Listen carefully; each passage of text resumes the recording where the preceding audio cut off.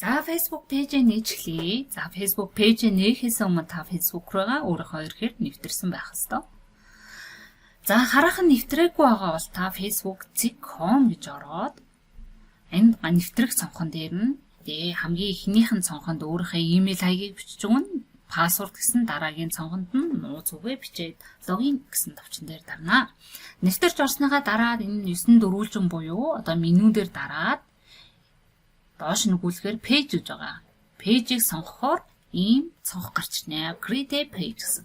За энд та бизнесийнхаа буюу одоо өөрийнхөө үйл ажиллагааны чиглэлтэй холбоотой пэйжийнхаа нэрийг өгнө. За энэ жишээн дээр багш нь өөхөөгээд одоо сургалт хөгжлийн төв гэсэн нэр өгч байна. Энэ нь болохоор одоо хүүхдүүд зориулсан сургалт явуулдаг байгууллага учраас ийм нэр өгч байна. За тэр категори гэдэг дээр нь одоо энэ пэйж чинь ямар чиглэлийн үйл ажиллагаа явуулдгийг тэр чиглэлийнхаа одоо түлхүүр өгөхүүд буюу категорийг сонгож өгдөг.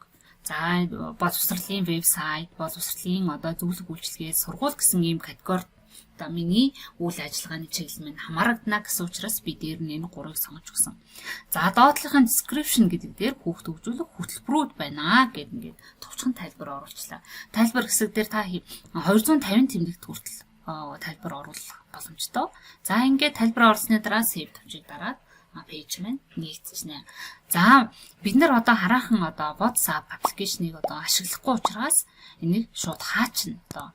Хэрвээ ашиглахаар бол өрөх усны дугаарыг дараад син тавьчих дарахаар танд идэвхжүүлэх код ирнэ. За мөн энэ хэсэг дээр юуныг орхино гэсэн товчон дараад ингээд пэйжээ нээчихнэ.